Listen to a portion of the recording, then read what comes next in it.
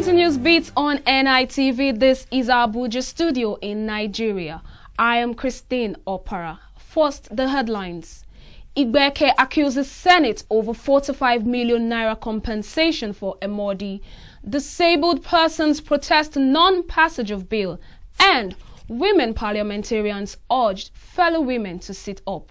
Details in a moment.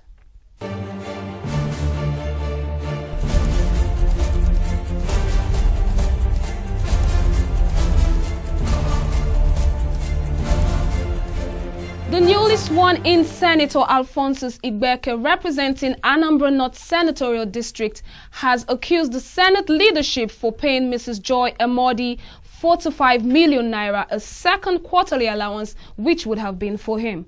While speaking with journalists, Igbeke said he was putting everything behind him and that he was not bothered about whatever money might have been collected. He said he would believe that the Senate as a lawmaking body would be honorable enough to give him his supposed entitlement whenever he asked for it. Igbeke also hinted that the Senate leadership erred by handing over the allowance to Mrs Emordi, arguing that the money should have been kept in an escrow account until the matter was resolved. Meanwhile, there has been no reaction to this development from the Senate leadership. Women have been urged to do all that they can to promote gender equality and unity in Nigeria. This was the consensus of participants at the second annual National Women in Parliament Summit today in Abuja. Rachel Uwa completes the story. Nkiruka Onyejiocha, Chairman House Committee Women in Parliament, said this year's summit provides an opportunity for women to take count of their contributions to nation building since 2007. Today is therefore a testimony of our preparedness to support an engendered democratic space in Nigeria.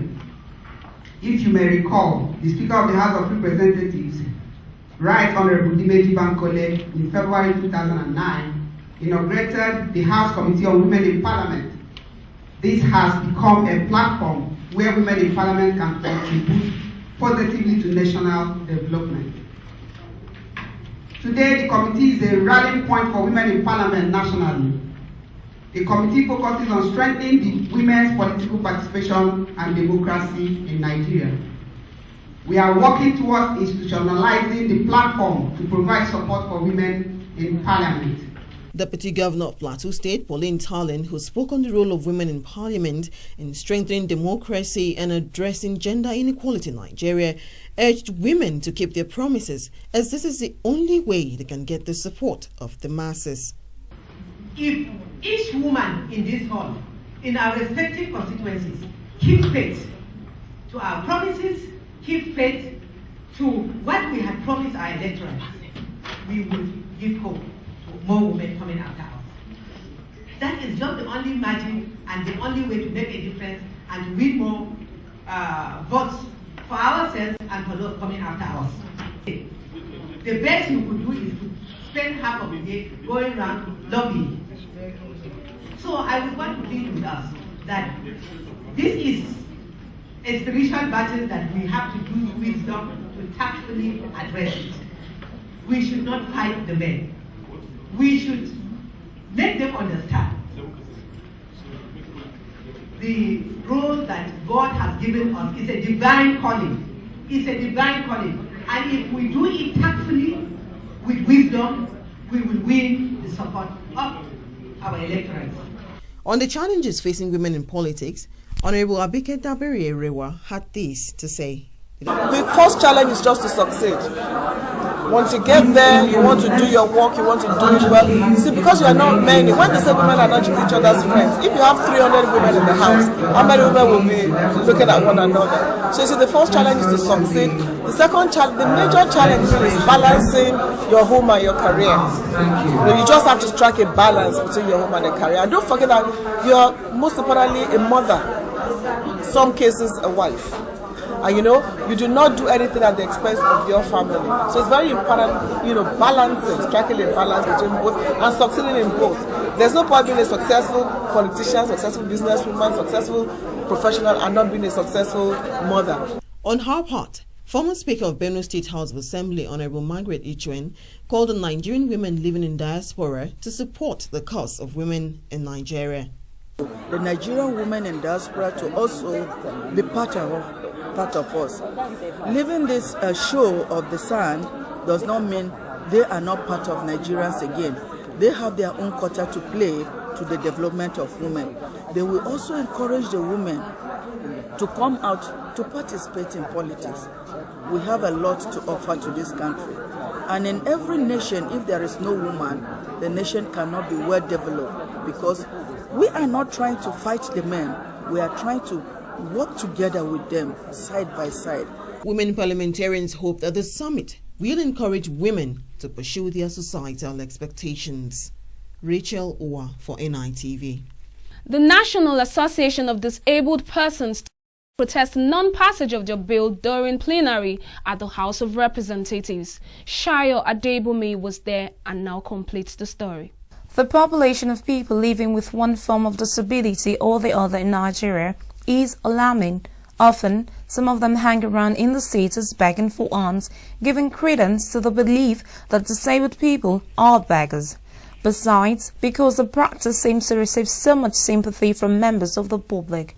But the mission of Joint National Association of Persons with Disabilities at the National Assembly today was to seek the passage of the bill into law. Led by their president, Danlami Bashiru, the association says it is time. Senator Bode Olajimeke was on hand to address the group. We should look at the entire citizenry, and we're talking about over 19 million people with disabilities. And like Danlami Bashiru said, it can be anybody tomorrow.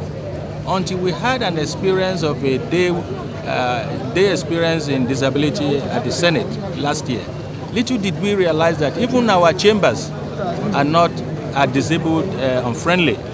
If you have a Senate president, or I'm sure a speaker who is disabled, who is on wheelchair, he cannot access his desk because the configuration of the National Assembly, the Senate, the House of Reps is disabled unfriendly. So these are the attentions we are trying to draw. You go to our toilets. If you have a disabled person, he cannot access the toilet. And even parking, no disabled person can access the place we are standing. It shouldn't be so. And if you look at the buildings now, the new buildings, we have ensured that they are disabled friendly. The senator said the bill is going to be treated as an urgent one. It is an urgent one. I mean, that's the whole essence of what we are saying. By now, we should have been able to have a law, but due to the challenges of the nation had faced, the two houses have passed the 3 stages, but we now need to move faster. The nation politically had been unstable in the past few months. We're now just arriving almost at the end. Here's Honorable Abike Dabire. Between the House and the Senate, and it's only a matter of time before this bill becomes law. It's a bill that members of the House are very passionate about, and that is why the Joint Committees on Human Rights, Women Affairs and Justice really work speedily on this bill. At the end, the members of the association seem pleased with the outcome of their peaceful protest. Well, I'm happy the way that the senators and the members of House of Reps did today. I was very happy because that's what we want, to show them our fields and solve our problems. As an advocate, really I'm happy, and it's a wonderful step further, of which I expect that in no distant time the bill should be harmonized, and we expect the ascension of the president on time. Shayo Adebumi reporting for NITV Abuja. And that's News Beats for now. I am Christine Opara. Thanks for logging on.